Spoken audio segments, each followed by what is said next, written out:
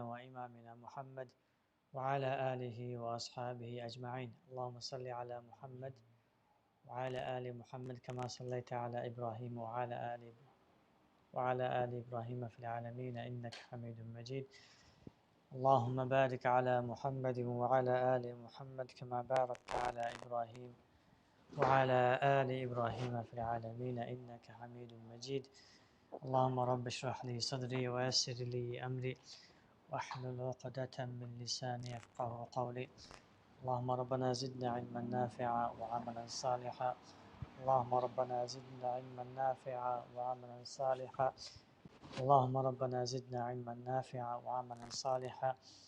ربنا تقبل منا إنك أنت السميع العليم وتب علينا يا مولانا إنك أنت التواب الرحيم. اللهم أعنا على ذكرك وشكرك وحسن عبادتك. اللهم أعنا على ذكرك وشكرك وحسن عبادتك. اللهم أعنا على ذكرك وشكرك وحسن عبادتك. أما بعد، السلام عليكم ورحمة الله وبركاته.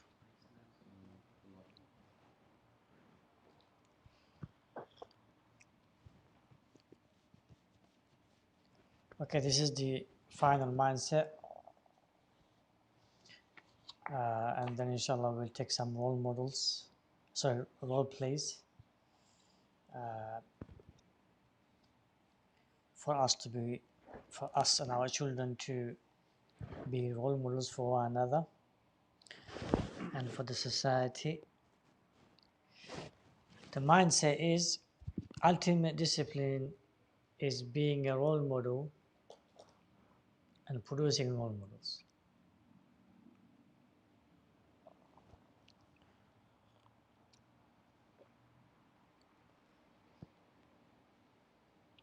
So if one was to ask the question, why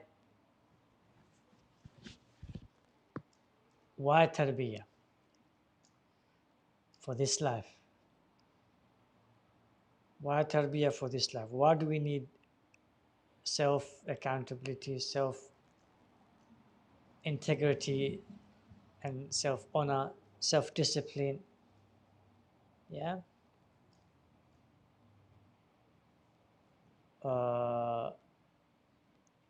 Appreciating others, being humble. Why do we need these things for this life?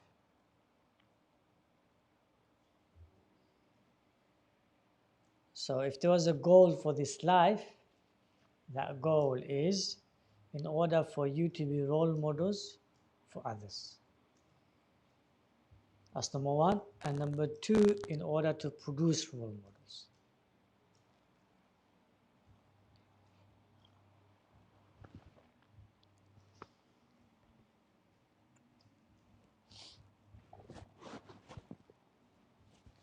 Okay.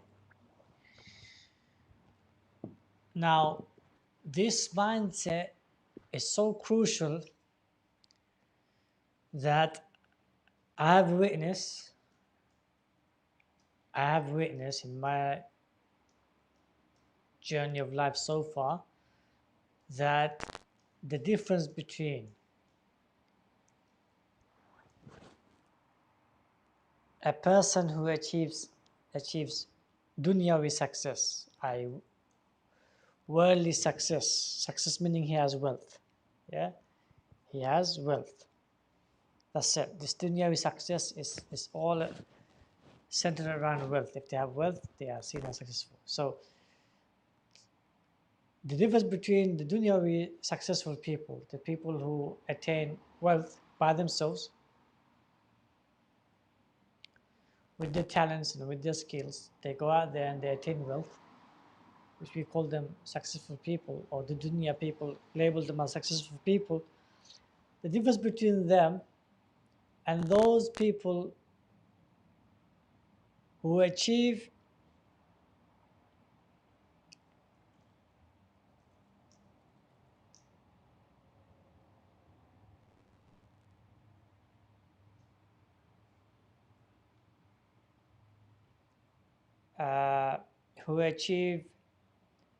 you can put them as sometimes they achieve less wealth, sometimes they achieve equal wealth like those people, and sometimes they even achieve more wealth.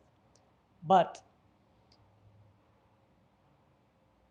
you find that the second latter people,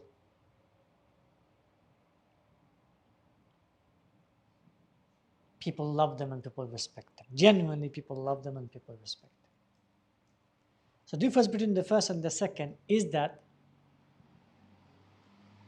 the first do not see themselves as role models, and the second see themselves as role models.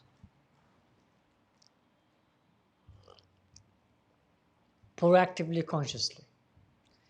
That's why you see in the media, anyone who becomes famous or anyone who has talents, anyone who's skillful, and they're on the media, you see the media constantly tries to make them role models. Why is that? Because the media know, the social media and the elite and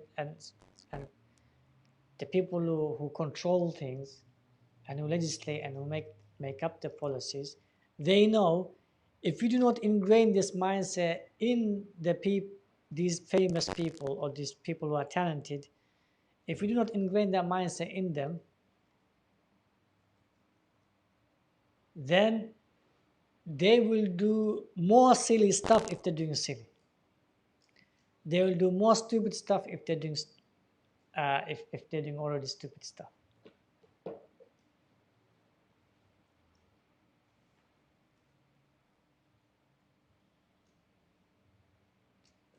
And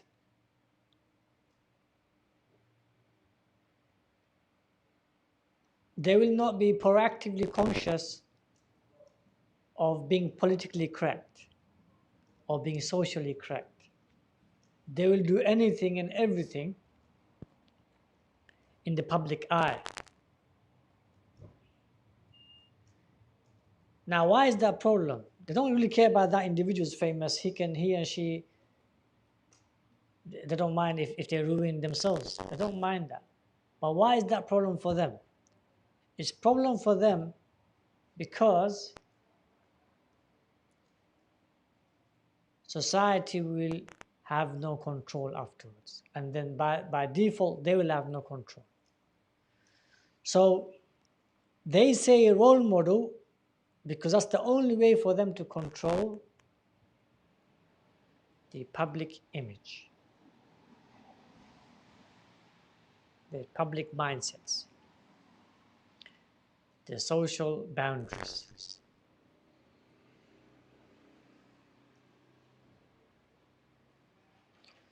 So the motive isn't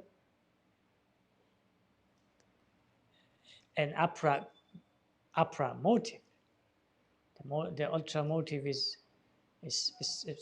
controlling the status quo, the social norms, and the boundaries of perception and so forth. But the point is, the way they do it is by proactively and consciously trying to make these individuals role models and also role models for others.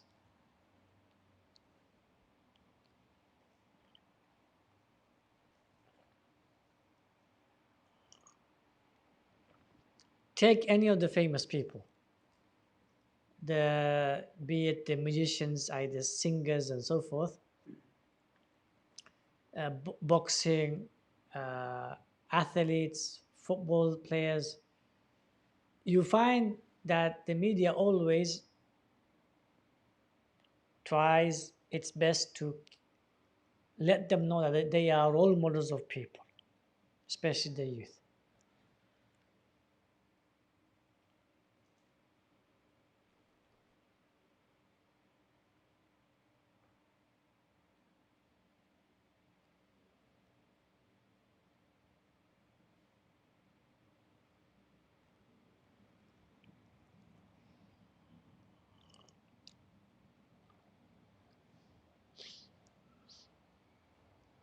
And does it work? Yes, it works. It works.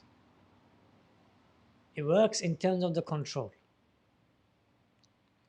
And it also works if someone genuinely wants to be a role model. Then it works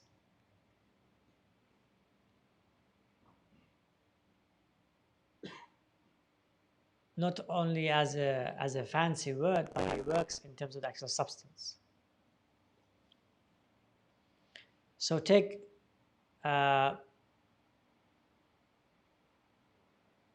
Habib, for example.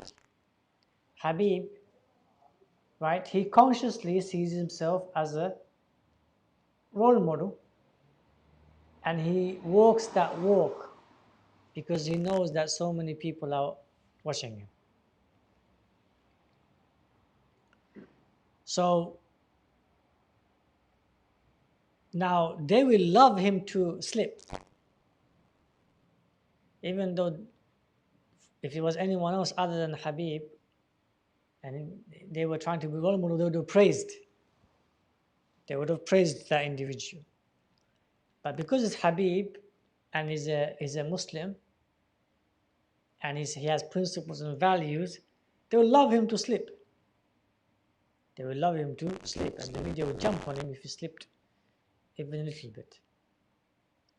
Even if he made a human mistake as a human. But he consciously sees himself a role model for the Muslims and a role model for the youth and even a role model for all people,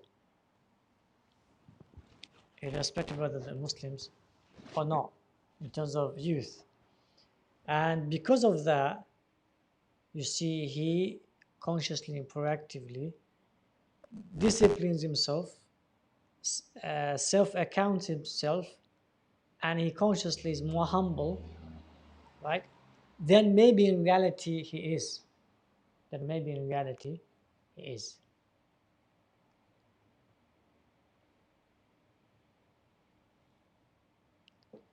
And that's the benefit of these mindsets.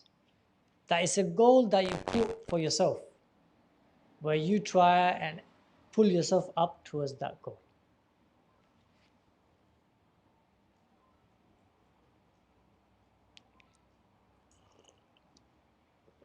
So many times when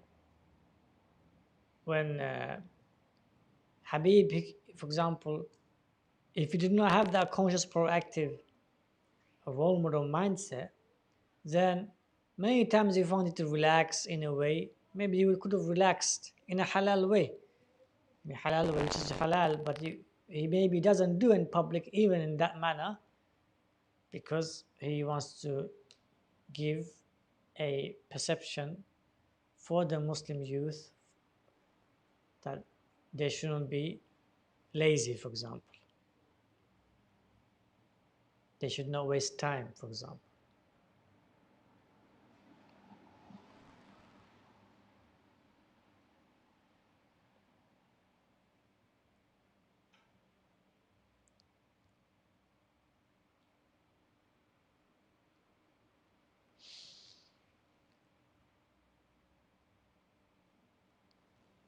So now, is there a better fighter than Habib? There could be. Was there a better fighter than Habib? Maybe. Can there be a better fighter than Habib afterwards? Maybe. But at the present moment, the amount of people who love him and respect him and give him that admiration, even the ones who were beaten by him, right? Simply because, not that he's a good fighter, but because he is a disciplined person who consciously, proactively wants to be a role model for himself and for others. And he wants to produce role models. So he's got a standard that he wants to raise himself towards that standard, and he wants others also to reach that standard irrespective of whether he reaches it or not.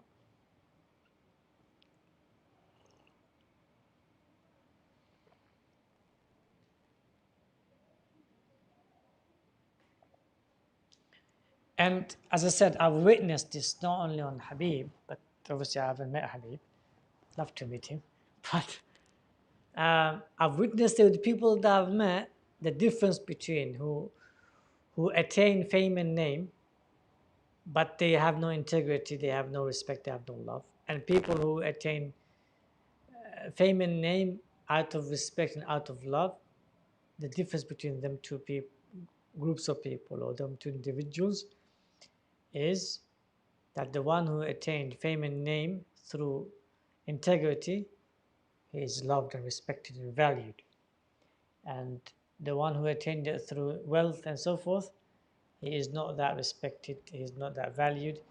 What's the main reason? Because the one who attained wealth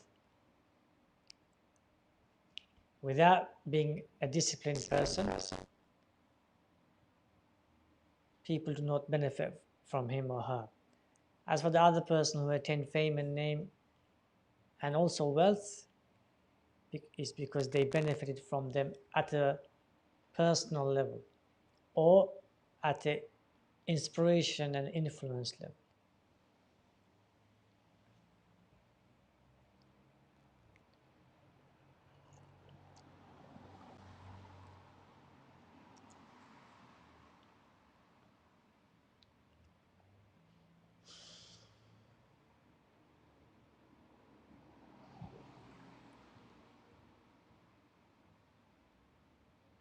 Now, the reason this mindset is important is because you as a human being will slack and lag.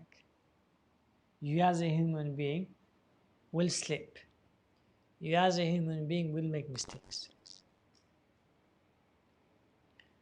Also, you as a human being will not maybe achieve your wishes, what you yearn for.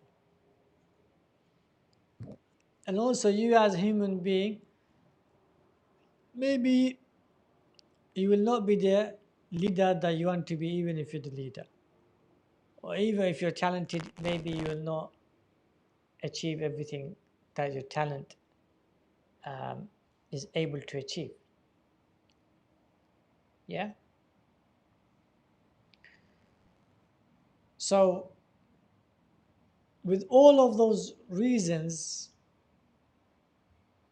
when you consciously and proactively you want to be a role model for others, you push yourself to the maximum. That's the benefit of this mindset. You push yourself to the maximum. And again, I've witnessed this with the people that I traveled with or I lived with, studied with.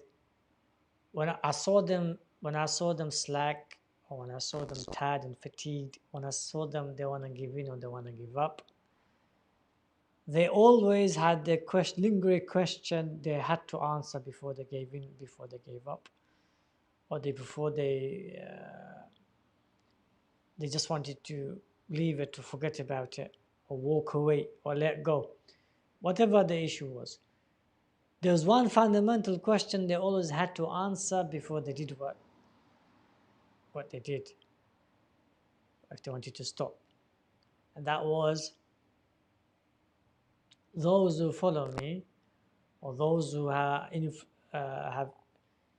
inspired by me, or those who are influenced by me, or those who respect me and love me, or those who see me at a pedestal, how will they receive if I was to let go now, or if I was to give in now, or if I was to give up now?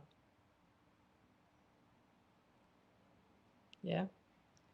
How will they receive it?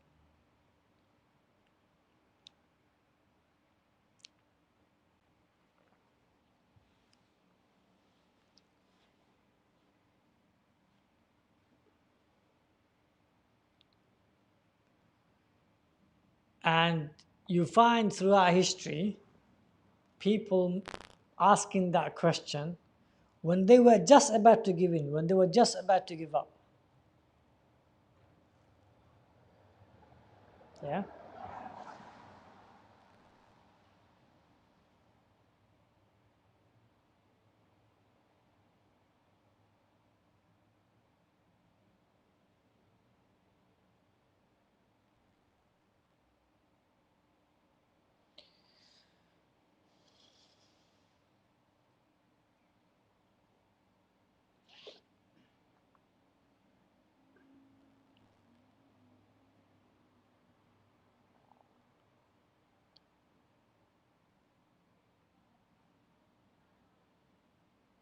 you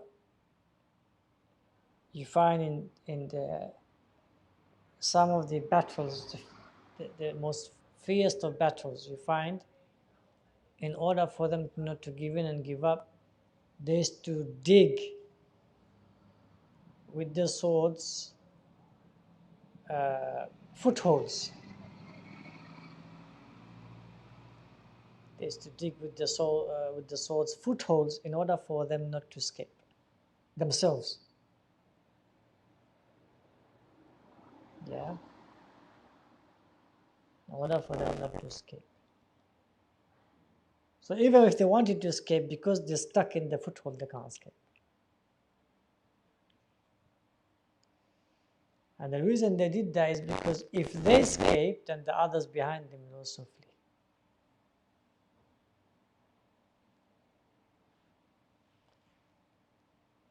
This took place during Battle of Musaylama.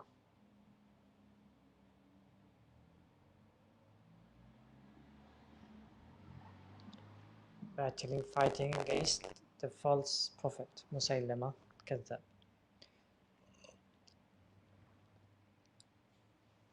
Okay. And I think in Qaddasi and the battle to open Persian Empire, similar incidents took place.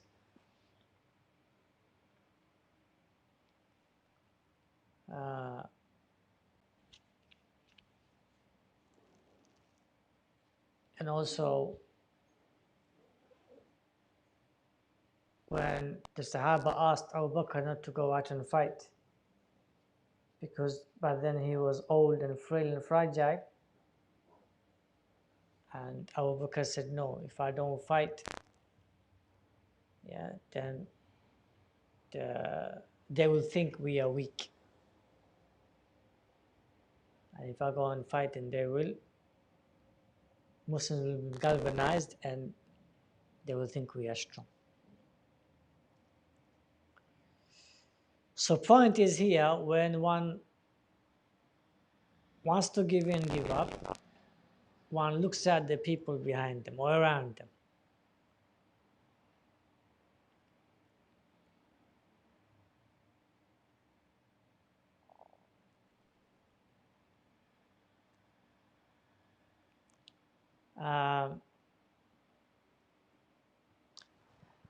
Example also can be given, example of Islam and Muslims. So when one actually sacrifices themselves and even the family. So if there is the issue like where if you speak out on this matter, you will be taken and then your family will be taken, but you still speak out. Why? Because you believe that Islam or the Muslim will go astray. You believe Islam will be lost, the true Islam, and Muslims will go astray. So here, you're looking out for people. You're looking out for people.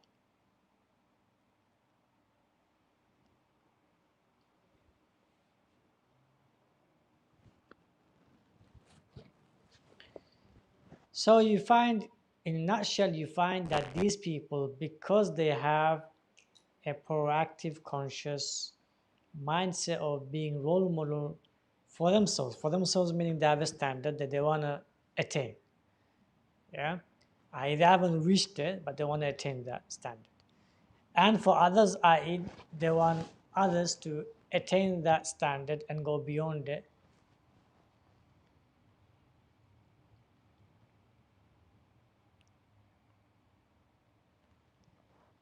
Yeah, so because they have the mindset, they are able to sacrifice. They're able to leap beyond their abilities and even beyond the capabilities. They're able to take some of the nasty stuff that people throw at them, and in their calculation, they will be unable to take it. In their enemy's calculation, they will be unable to take it. But yet, they find themselves able to take it simply because they see themselves as role models.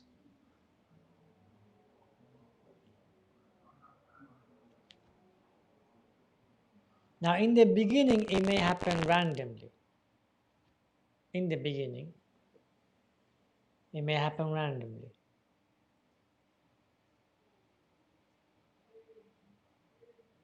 But if the followers keep growing and the influence keeps growing, then it can't happen randomly anymore. The mindset has to be conscious and the mindset has to be proactive.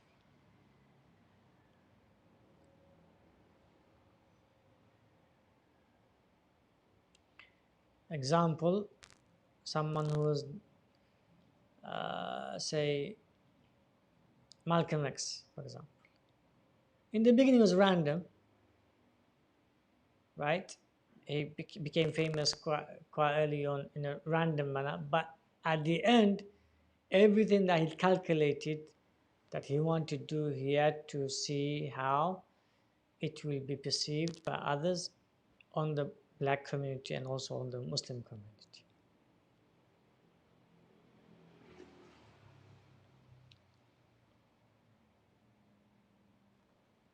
Okay.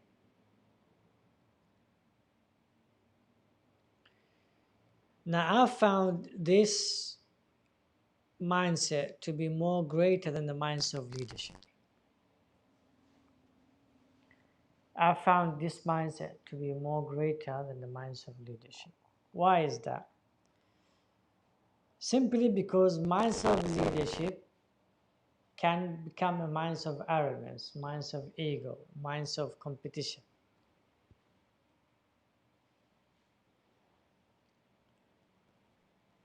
Mindset of greed and envy. Mindset of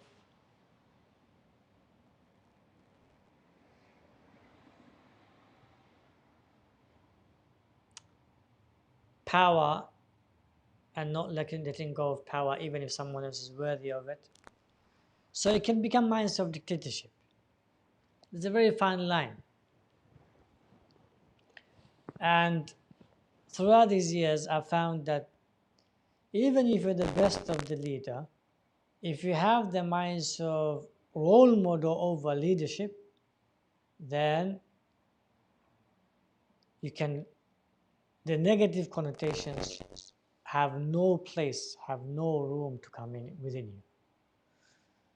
The negative connotations of leadership, even if it's just and fair and righteous leadership, still the room for the negative connotations and space for negative connotations are not there anymore. Once you give precedence to the mindset of role model over leadership. And I found the best of the leaders who I've met in my travels, I found the best of the leaders to have given precedence to mindset of role model over mindset of leadership. Just a couple of, I think 2-3 months ago, during the lockdown, there was a conference. Now, in that conference, for the first time, there were two, like, imam of the scholars of our time. They were doing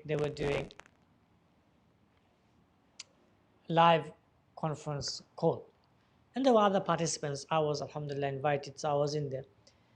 And the ones who everyone sees as a scholar at the highest level, personally, I don't see him at the high level. I see the other person that once everyone sees takes as a second. I see the second person to be the highest.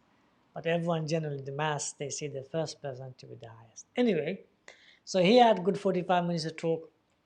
And then the second person who I see as a leader and a role model and an amazing scholar of our time, he had only like 15 minutes to speak.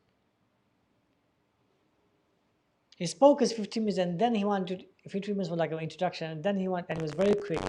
And then he wanted to make his main points. Soon as he went to the main point, before he even started, the time ran out.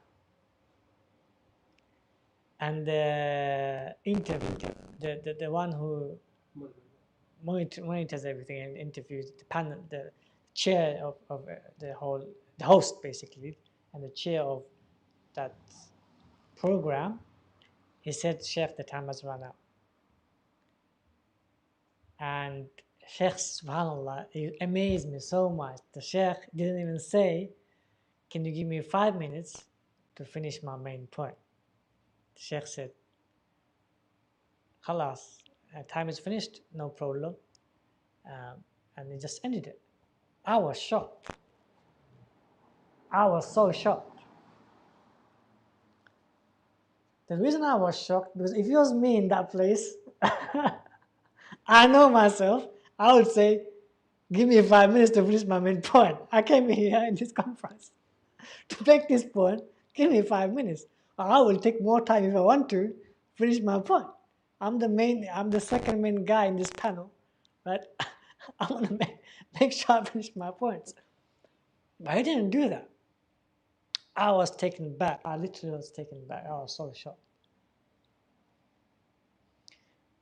And obviously after that I messaged him, I got the answer. I asked him, Sheikh, can you give me the answers that you're planning to make? He gave me the answers and so forth and so on. But the point, what hit me was, why wasn't he assertive to the host? Why wasn't he assertive? Because if he was to say it, everyone in the panel, even the other Sheikh who the mass people see him as the number one Sheikh, even he knows that he's not number one Sheikh, the second Sheikh is the main Sheikh. Even he knows that. So obviously the number one Sheikh even and the other people in the panel in the conference, they would say, yes, Sheikh, you're asking for 5 minutes or 10 minutes, go for it. We'll give you that 5-10 minutes or however long you need to make your point. But the Sheikh didn't.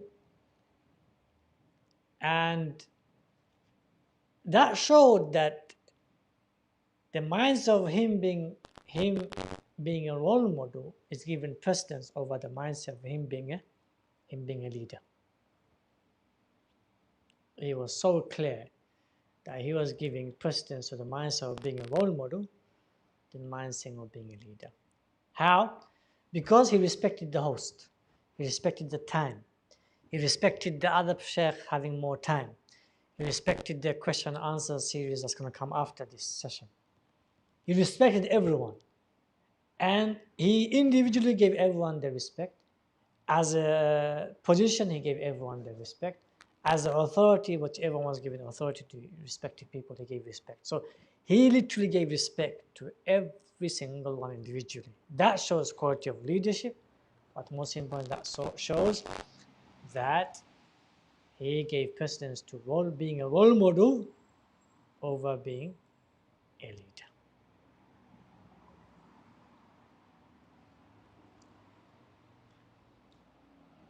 That one incident, people might take as so like small and insignificant. To me, it was a huge shift. To me personally, it was a huge shift in mindset. Because that literally, after that incident, ingrained in me the mindset of role model is given precedence over leadership. Also, I had another question in my heart and mind. And that is, there's a qaida in Islam. When there's a need for you to say something, you ought to say it. Or if not, it's wajib for you to say it. If there's a need, it's wajib for you to say it. Now, of course, the Sheikh knows that principle. Of course, the Sheikh knows that principle. That is, it was wajib for him to say this, and the time restricted him, but he should have still said it, should have still continued. So why didn't he say it? So that was bugging me also. That principle was bugging me also.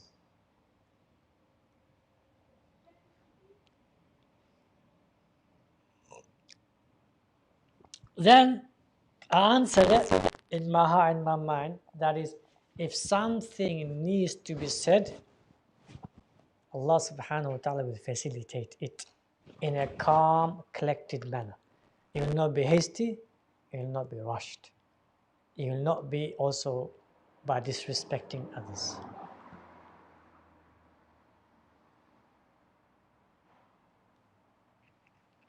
If something is so important for to be said, it will be facilitated for it to be given the due worth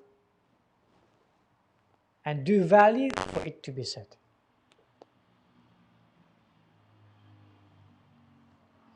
So the issue of tawakkul has to be there in the person who is a role model, who is trying to be a role model.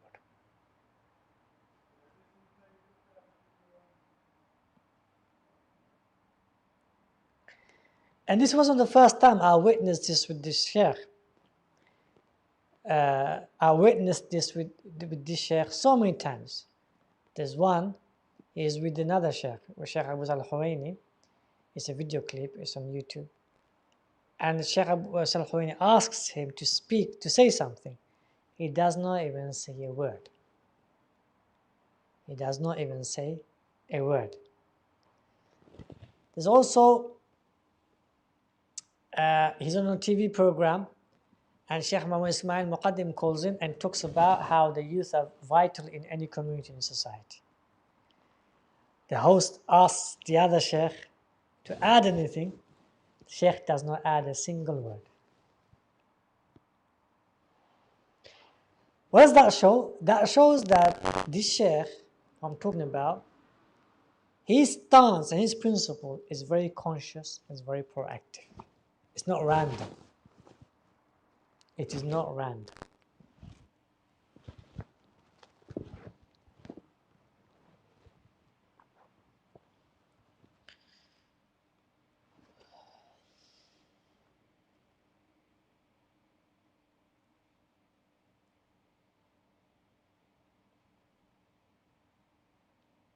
Okay? So, years before, I just always talk about leadership. I think recently I've calmed down on that one. I don't speak a lot on that. Now, what I tend to say more is role model.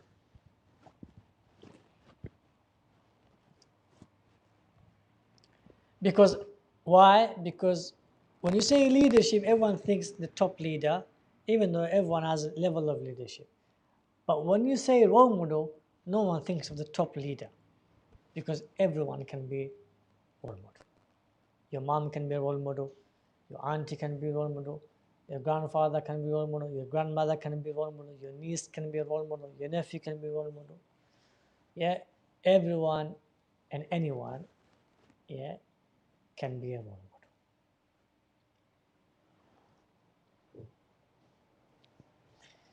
Okay, some points to take.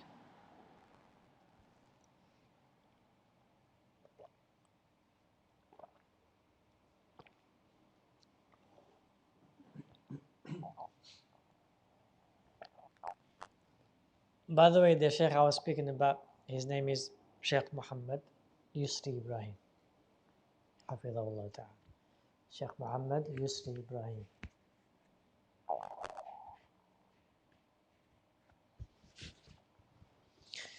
Okay. Things will obviously go wrong. Also, wrongs will be done. But discipline yourself and your children as role models and not as dictators.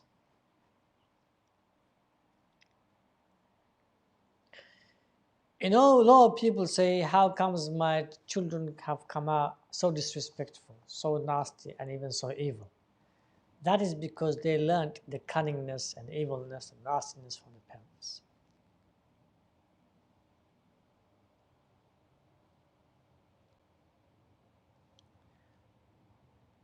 Nothing was explained to them in a consciential manner. If you do this, this will happen. If you do this, this will happen. If you take this option, this will happen. If you take that option, this will happen. Nothing was explained. And because of that, they were shouted at. It was about do's and don'ts. Don't ask any questions. Don't ask any whys. And then they had to figure things out. And obviously, once you do not explain, doesn't matter how good your intention is, sooner or later, it can be misunderstood and misplaced. So, as parents, know that first and foremost, you are role models to your children. And thereby discipline them with that mindset. Do not discipline them with the mindset of your leaders and your parents, and the children have to obey you. Do not have that mindset. You have that mindset. It doesn't matter how much you try to discipline them, it will go wrong.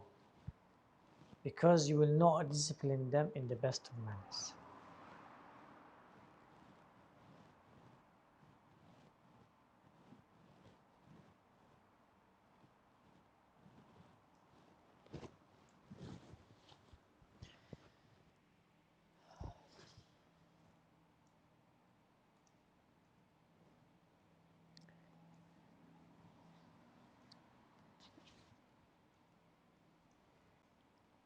If you make mistakes in disciplining them, rectify in the next time you discipline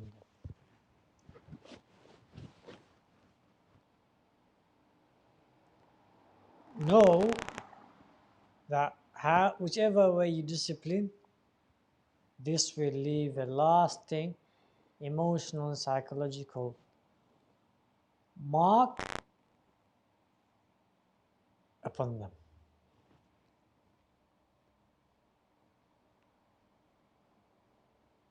Either they will learn, or either they will one day use that against others.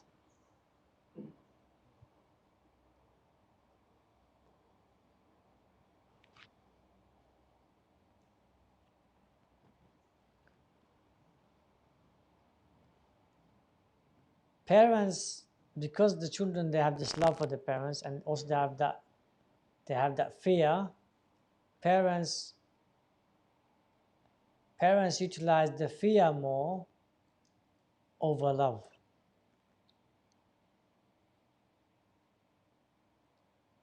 But sooner or later, when they become teenagers, fear doesn't work anymore, so then that's when you start showing love. But that's too late, because they don't understand love anymore. So that's why you have to work the discipline with love more than fear. And when you have a role model, the precedence as a mindset, then you'll be able to give precedence to love over fear and discipline.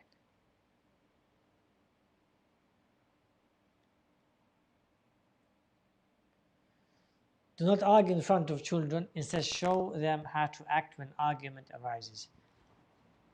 This needs a course, a proper training course, how to control your rage, how to control your anger in front of your children. I know many cases where children did not speak to one of the parents or both of the parents for years.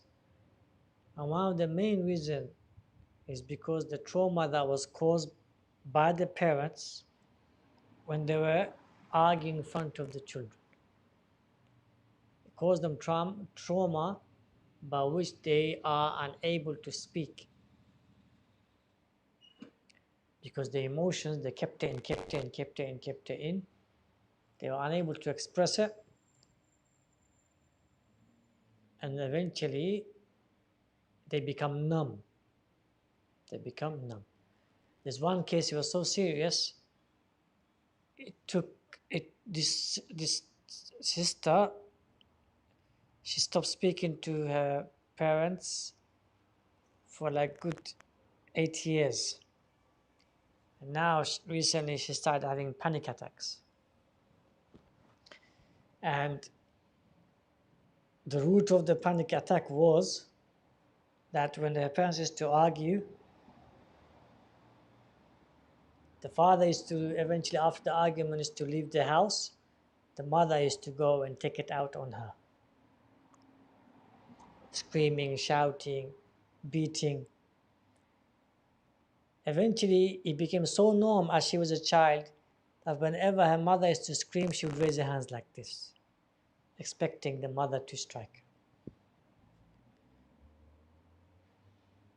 And eventually, when she grew older, her distance from the parents was so much that she couldn't express any of her love or care towards her parents. All she had was resentment. And now when she's grown, now she's mature, she's adult, she's able to do her own things. Right now she's rebellious, they can't do anything about it. But whenever she starts thinking about the past, all the emotions come back. And because all the emotions come back, she starts having panic attacks. Yeah. So sadly, this is being caused by parents who are the second and the third generation parents who are doing this. If this was our first generation parents, we could have said, okay, they're not that educated, they came from village, and so forth and so on. But this is happening in the second and third generation parents.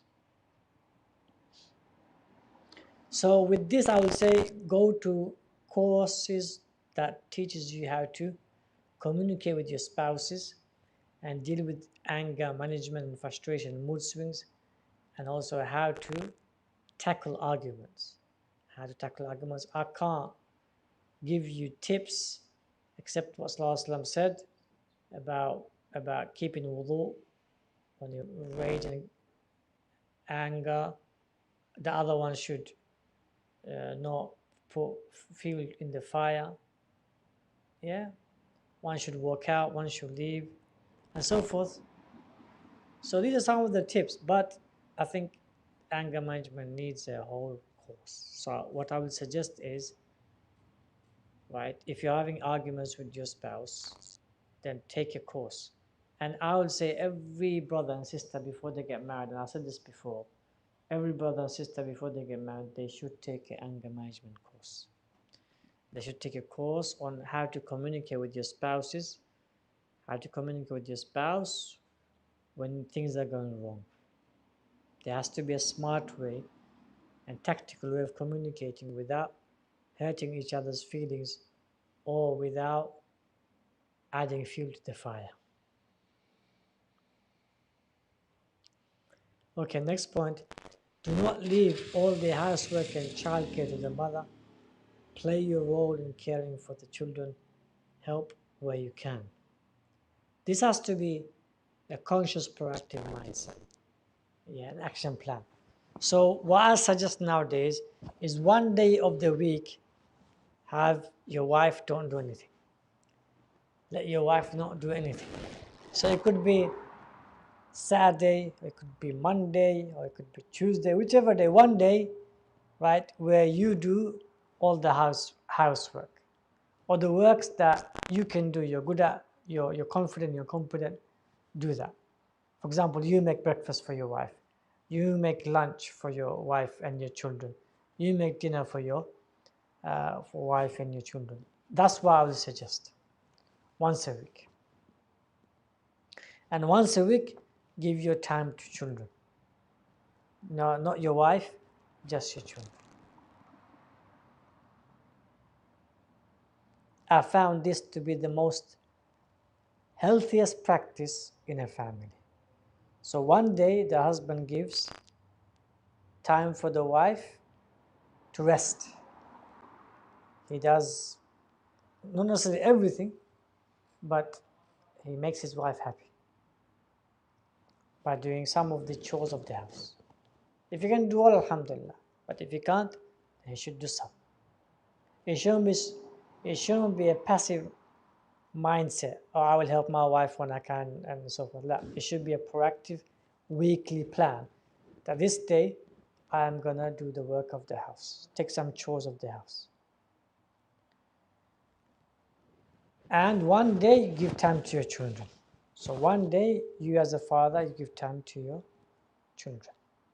If the mother can do that as well, so one day, the day, for example, the father is making the breakfast and so forth, that day the mother gives all her time to the children. That's it. Her attention is not to the husband, her attention is towards the children.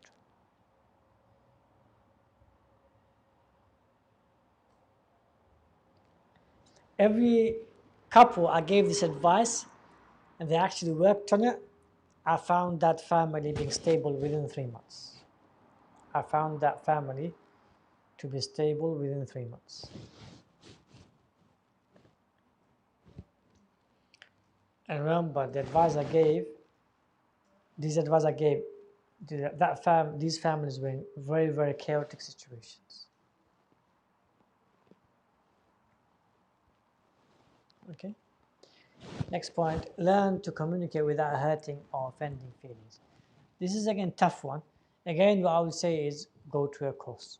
Go to a course that teaches you how to communicate diplomatically and how to mitigate risks and hurting feelings. Again, there's a practical, I don't know if anyone has done this, but there's a couple of years back, I have given a practical solution when husband and wife have a problem and they are unable to communicate. I said, create a WhatsApp group. That's you and your wife, no one else. Create a WhatsApp group between you and your wife, and only time you speak in that WhatsApp group is when you have things to say, but you can't say it directly to your wife or you can't say it directly to your husband, and you put your feelings there and you expect your husband and your wife to reply back face to face, not in the WhatsApp. Because if you reply back on WhatsApp, then there'll be a fight. So you give her the space to put stuff there, then you go and answer her face to face. You give him the space to put something there, and then she comes and speaks to you face to face.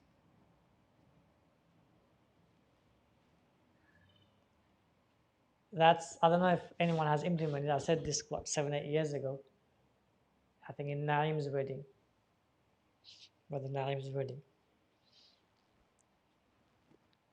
I don't know if anyone has implemented it, but if anyone has implemented it, please give me some feedback.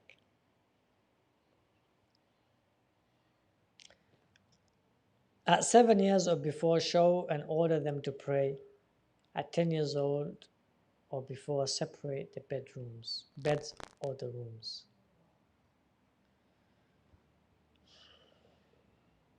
Okay, so soon as they are reaching the years of 7, here the more discipline through love comes. Before, there was more options for them, there was more leeway, there's more mercy, there's more care, right? From 7 onwards, you're restricting the options now. You're being more assertive now, and you're trying to discipline them, but with love and care, obviously.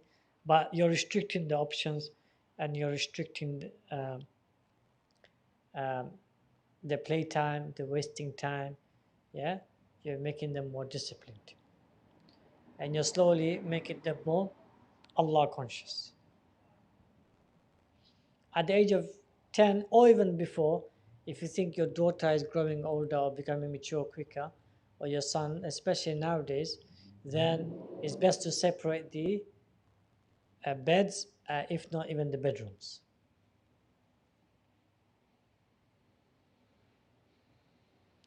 And here, also be careful when cousins come around and they're sleeping in one bed and so forth. Always have an adult in the room.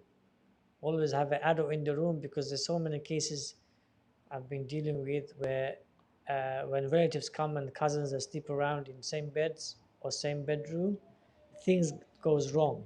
Things go wrong, and detriment to severe trauma can take place on some of these, if things go wrong, on the children. So always have adult sleeping in the room when their children are sleeping alone in the rooms.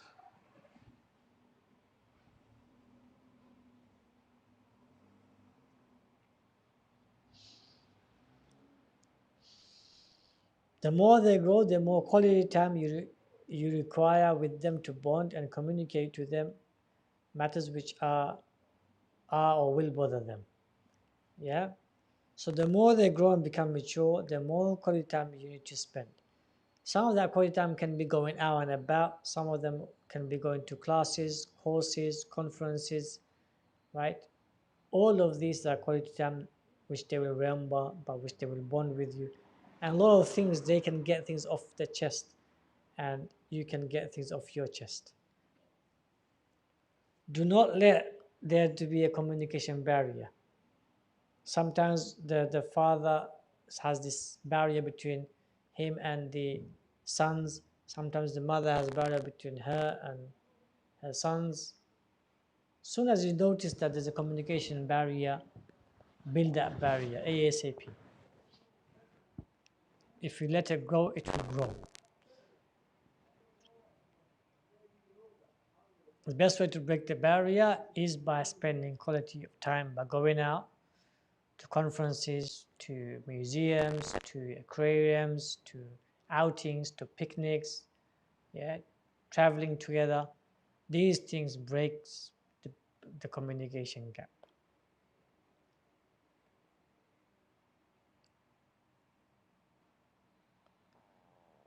Be parents whom their children readily fall back to when they are in need, in trouble, or simply lost.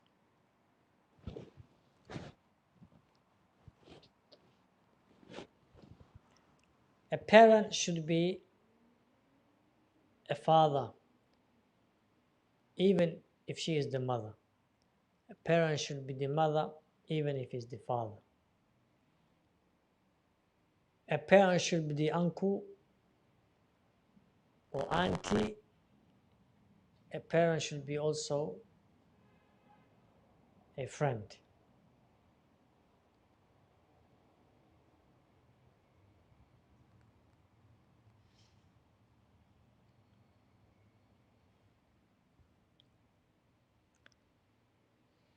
These three has to be there in a parent. So a parent can't think, oh, I'm only the father. He sometimes has to play the role of an uncle, even though he's the father.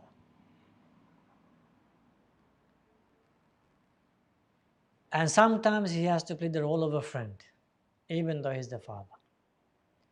Same with the mother. Sometimes she has to play the role of an auntie, even though she's the mother. And sometimes she has to play the role of a friend, even though she's the mother.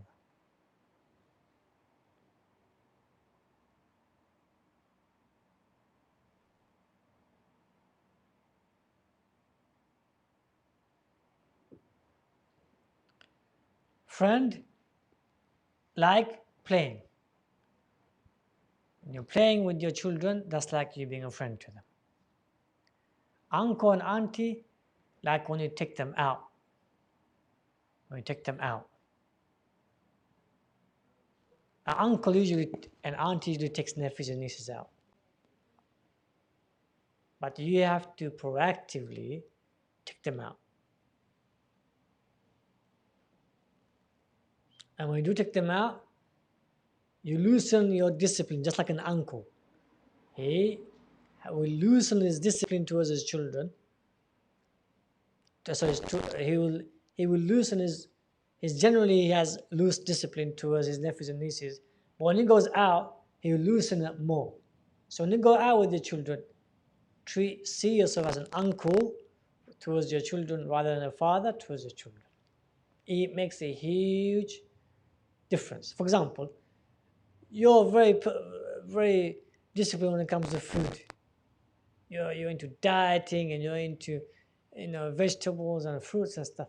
And when you go out, your children don't want to have ice cream, they want to have cakes, they want to have this, they want to have that. See yourself as an uncle. Yeah? Give it to them.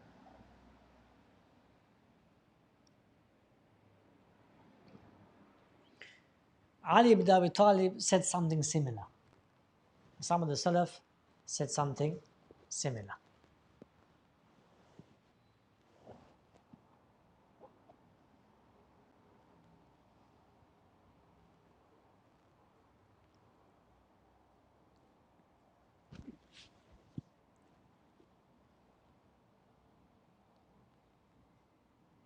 whatever you do, do not become a dictator.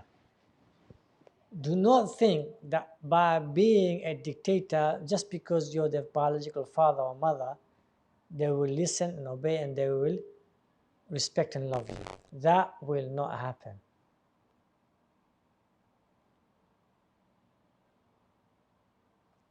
They will be resentful and they will be rebellious.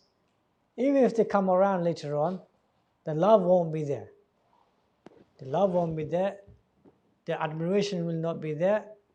The respect will be there for the sake of it. And the obedience will be there because they will come to terms in understanding.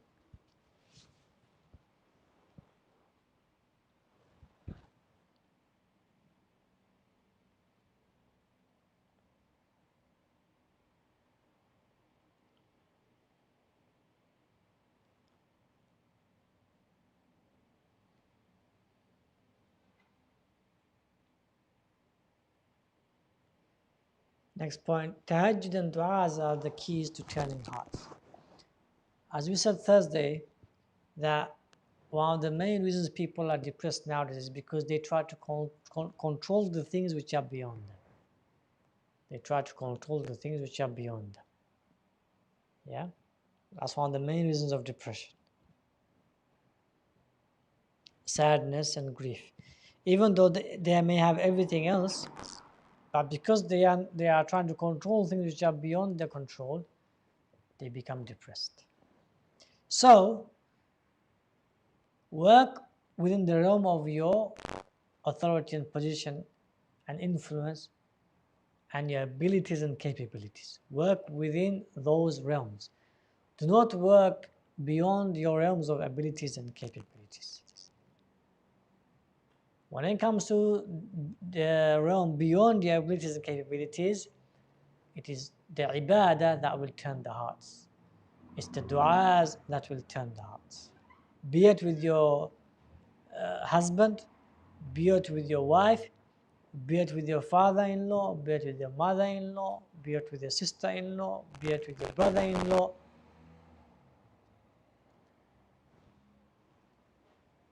Be it with your children. Tahajjud and du'as are keys to turning hearts. Now, in all the prophets you find, they went through trials and tribulations. You find them having tawakkul and isti'ana with Allah subhanahu wa ta'ala at a peak level, but you also find them working within their abilities and capabilities and within their talents and skills.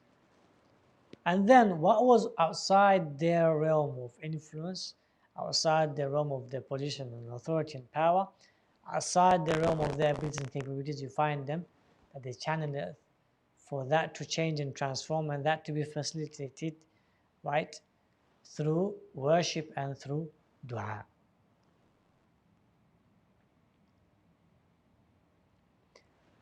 Now, you find that every single prophet, their trial ended through what? Through dua. Every single prophet, you find that the trial ended, the relief came, right?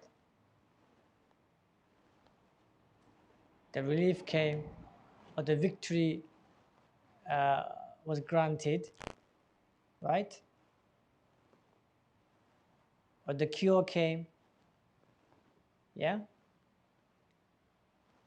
Or the hearts were reconciled, or the hearts changed. All of these things happened because of dua. Because of dua. Now, did they make dua just for that one incident? Or was that a mindset for them? That whenever it is beyond my control, I'm going to make dua. It was the mindset. It was the mindset that produced the results and the fruits, because they made the dua with yaqeen that it is beyond my control and it is the realm of my Allah and thereby only my Allah can bring it forth, no one else. And because of that, they made the dua with certainty, wholeheartedly, consciously, proactively, consistently, and relentlessly. They left themselves out of it, and they made Allah subhanahu wa ta'ala entirely owner of it. They made Allah subhanahu wa ta'ala entirely owner of it. And I witnessed it in my own life. I witnessed in my own life how, right, some of people around myself, how simply through dua they've changed and transformed qadr. Simply through dua, they've changed and transformed qadr. They've changed and transformed impossible things that people thought it'd be impossible to transform and change. Now, if this can happen to people around us, then I'm sure it's happening around you all also. Yeah? So, anything outside your realm, channel it through what? Worship and dua. Not try to fight it with your abilities and capabilities. Do not try to attain it through your huffing and puffing. Yeah? Hamse and tumse. Yeah? It doesn't work. It doesn't work.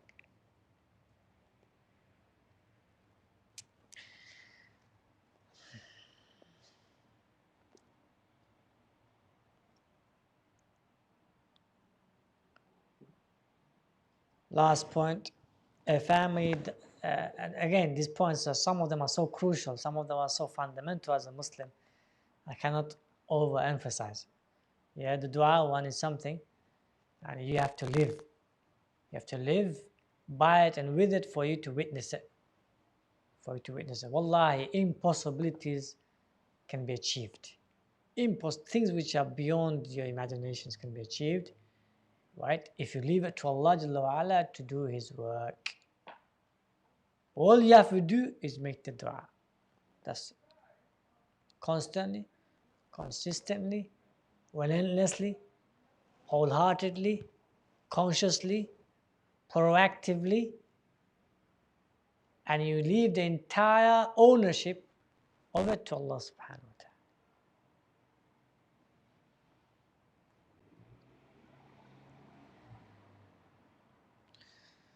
Okay? And obviously when you do that, then you be calm, you be collected. Yes, shaitan will come and try to unstable you. The shaitan of human beings and jinns will try to come and unstable you, give you waswas. Yeah, why me? Why is this happening to me or my family? Yeah? It will give you so much waswas. It will say, oh, you know, you're very generous, you're very kind, you're very merciful, your family is very nice, very kind and merciful, but look how Allah is treating you, a'udhu billah. Or look how people are treating you. Yeah? Or treating your family, they're insulting, the nasty, the evil, and so forth. It will give you so much waswas. Keep making dua, keep making dua, keep making dua, keep making dua, keep making dua. You will see your heart will become content. It will become calm, neglected.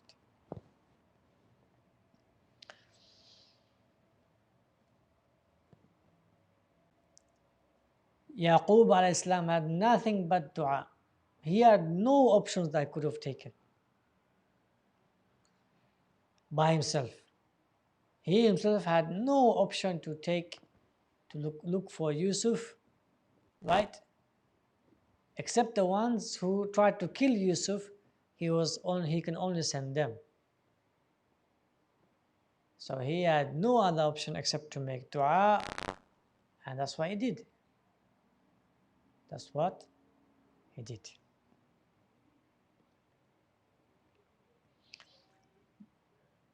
Mother of mother of Musa, she had no option except to send her daughter, who could have been also killed, to look what happens to the baby in the basket. When she threw the baby in the basket, and then in the river Nile. Now, river Nile is not a small stream; it's a huge, huge river. Yeah.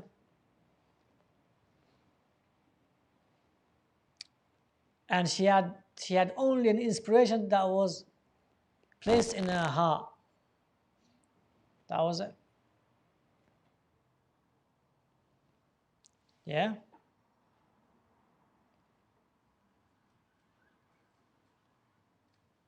Can you imagine? Ask that question to all the sisters. Your baby boy, you just gave birth to. You're asked to, in order for it to be not killed, you're asked to throw away it in a basket in the river. You'd rather wait for the enemy to come in the house, and you'd rather fight the enemy than throw the baby. You'd rather let the enemy come in front of you, and then if it means kill you and kill the baby, rather than throw the baby in the river. Yeah.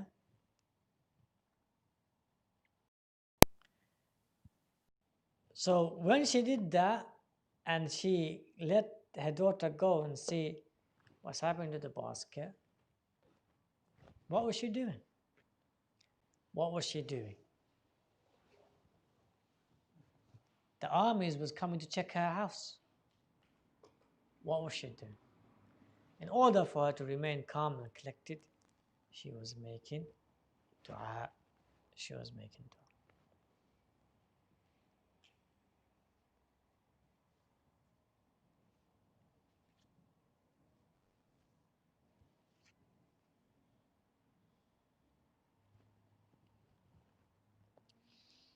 Last point, a family does not necessarily have to be ideal, but as long as the vision and mission is clear and everyone is trying, then that suffices. Then that suffices. Leave the rest with Allah.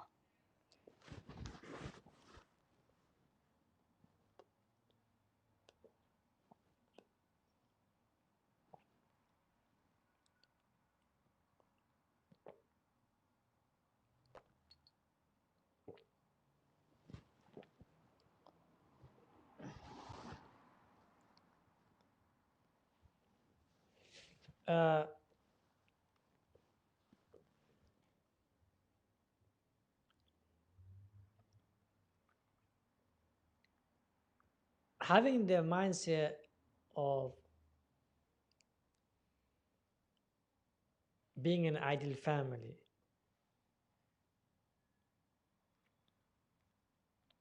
and then working towards it and trying to be an ideal family, that suffices. That suffices either for you as an individual to reach your potential, or either as you as a family to reach your potential, or the minimum is that you will be a better family than the other families who don't have that conscious, proactive mindset. That's the minimum. Minimum will be better than those who do not have a proactive, conscious mindset of a vision and mission for the family.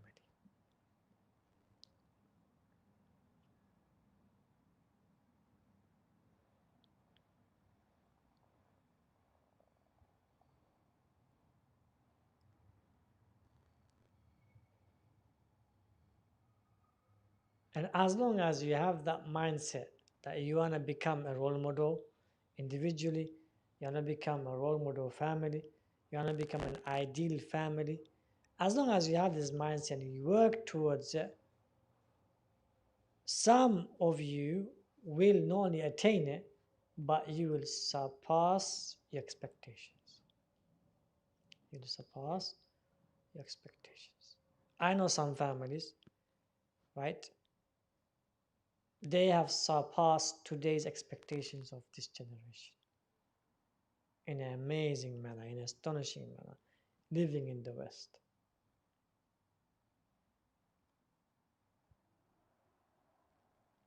And I looked at them with awe, with love, with respect, and with admiration.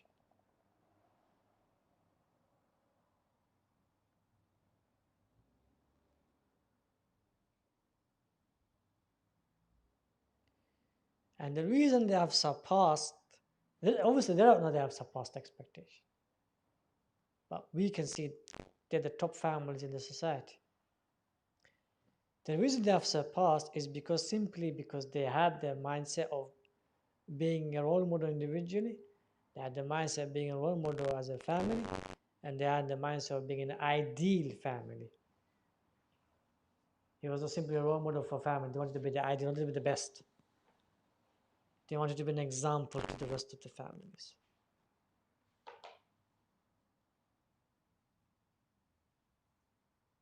They had a vision and mission individually. They had a mission and vision and mission as a husband and wife, and they had also vision and mission as parents and children.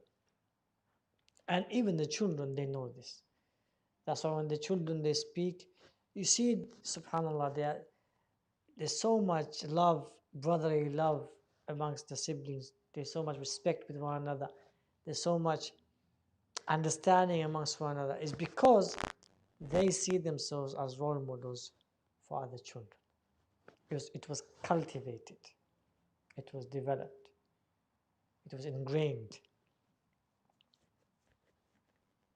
Okay? After that, leave the rest to Allah subhanahu wa ta'ala. Part of leaving it to rest Allah is you taking them out to similar families, social clubs, conferences, classes, courses. Yeah, this is part of leaving it to Allah subhanahu wa ta'ala. You've done your part. Now the rest you're leaving to Allah subhanahu wa ta'ala to directly or indirectly to develop them, discipline them, and to make them attain their potential individually and become role models for the society. Okay, with that we will end it inshallah. حياكم الله تقبل الله منا ومنكم صالح الأعمال. السلام عليكم ورحمة الله وبركاته. Next week we have role plays. We have 1 and 2 role plays. Inshallah next week we'll take role plays, and by that we will finish this unit of parents and children inshallah ta'ala. Any questions?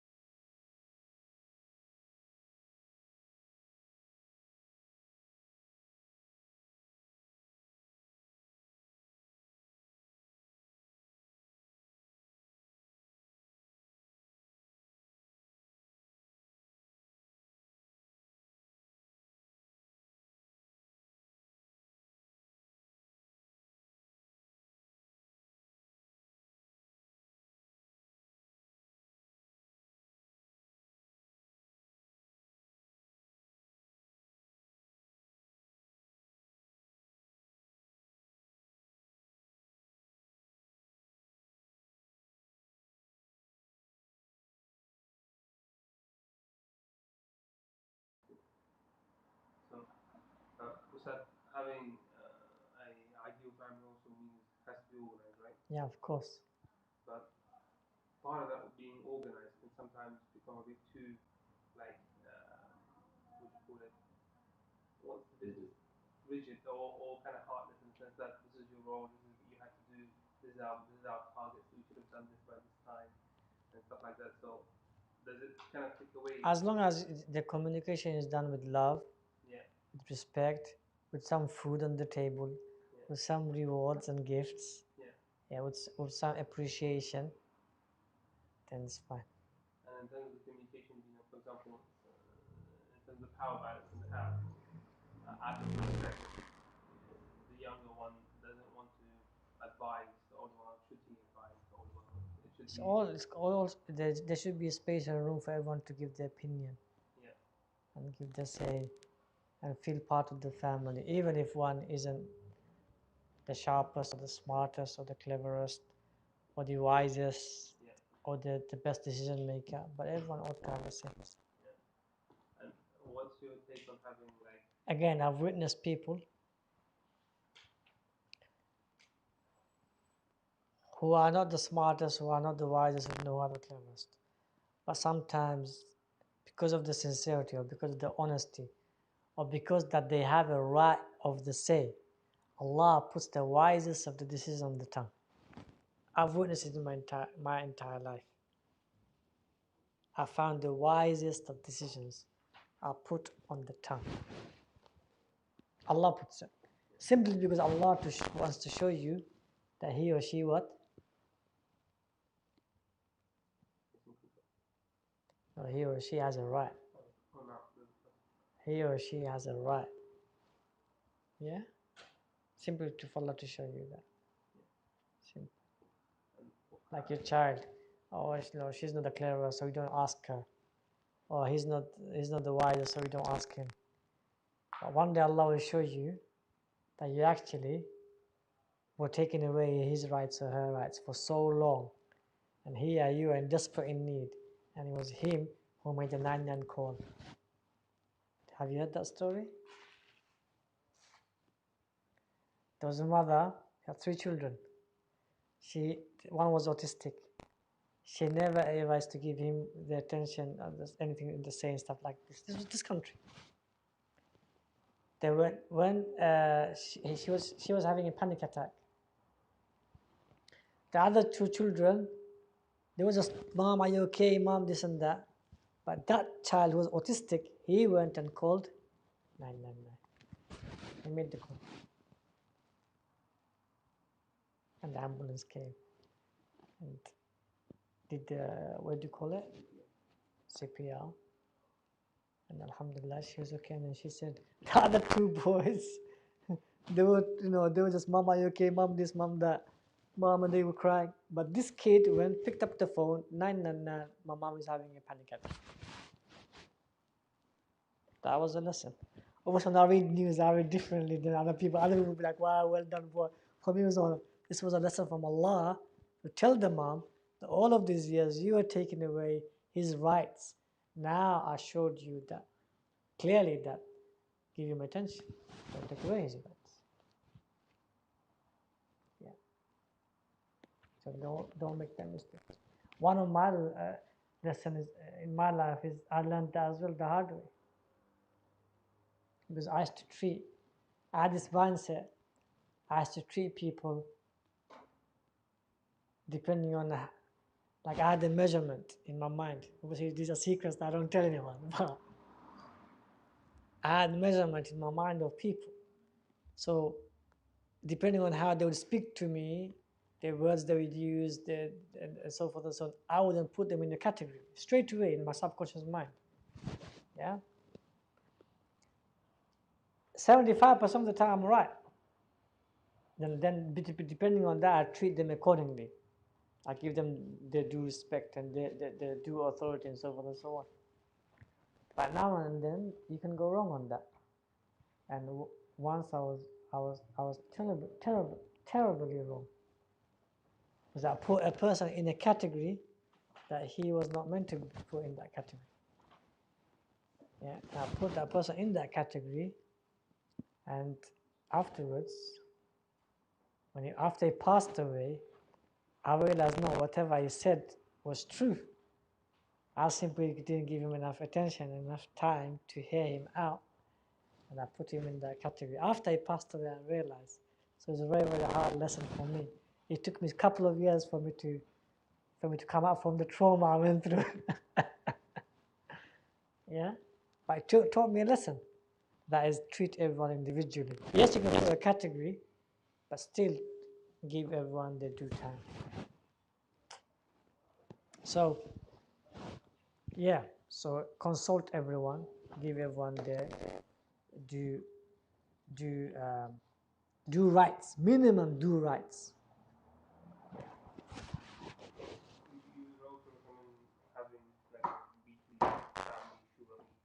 Yeah. Yeah. I always say eat together. At least one meal. Yeah. Eat together, be at lunch or be at dinner. Eat together. Obviously, lunch maybe if you're working. Yeah. Then dinner.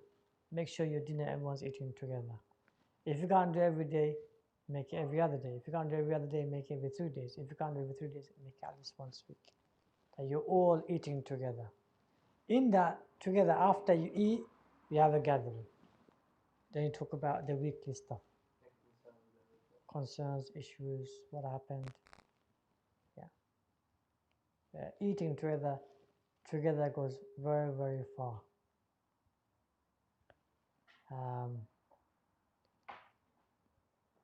I'll give you an example.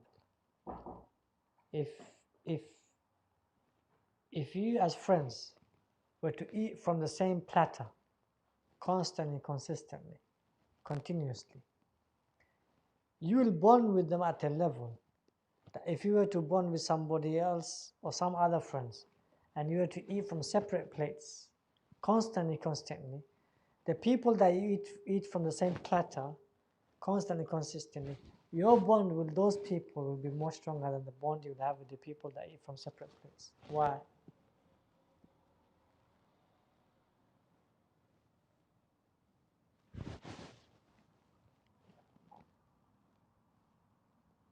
Why? I guess when you eat from a shared plate, you're taking a lot of things into consideration. Exactly. Because when you eat from the same plate, same platter, you're considering everyone. So you may be less full. The other person may be also less full. You may be sharing some meat. He or she may be sharing some meat as well. To you and chicken and so on. So you're aware how much who's eating less, who's eating more. And if someone is stingy but is continuously eating like this, sooner or later he has to share because he will realize, no, I'm eating all the meat or I'm eating all the chicken. Or someone will tell him, look, you're eating all the chicken, you're eating all the meat. Yeah? So same thing happens when you're eating together. Sooner or later you'll see who's eating the most, or who likes which chops, or who likes which chicken, or who eats salads, or who does not eat salads. You begin to see your siblings, what they like, what they don't like, what they don't like, how much they eat, how less they eat, who likes what, and then you begin to share with one another. So the one who likes like cucumbers, you begin to share the cucumber with him or her. The one who likes olives, you begin to share olives with him or her. And this creates sacrifice, this creates empathy, this creates sympathy, this creates understanding one another, this creates love. And for example, in my family, I was always loved by my siblings. I was the youngest. The youngest is the brother. I had two younger sisters, but they always, because I was the youngest brother, they would always give me the best food. So I would have the best food. I was so spoiled. Even till today, my brother, he will leave the best food for me. It has become a mindset. Like, I can't eat the best food. It has to be left for him. Even my sisters, when they come, if there's food left, they would leave the best curry for me. They leave it for me. Even my mom, mostly my mom does it. She's been here from day one. But my siblings, they all do it. Yeah? They all do it. Even my nephew and nieces, if they come, my mom or my sisters will say, no, that's for your sutu mama, or that's for your sutu sister. Leave it. Don't touch it. Yeah? And I'm so spoiled because I go and I know I will have the best dish is left for me. No one will touch it. But it's because they know the reason they do that is because I can't eat any other food. They know that. Not because if I was able to eat any other food, I don't think they would have done it. The only reason they do it is because they know that if that food is not there, he's going to starve. He's going to starve. He's not going to eat it. So that's why they make sure that they. But if we didn't eat together, that would not have been noticed. That I eat this particular piece or that particular dish. If that particular piece and that particular dish is not there, I'm not eating. I'm going in bed, starving. I don't care. Yeah. So because they knew that, right, they make sure my food is there. So this is the benefit of eating together. Everyone knows what they like, what they don't like. They sacrifice. They have empathy. They have sympathy. They have caring, and they have sharing. Yeah. So at least once a week, make sure you eat together as family. Okay, I think we'll stop here inshallah. Assalamu alaikum wa rahmatullahi wa barakatuh.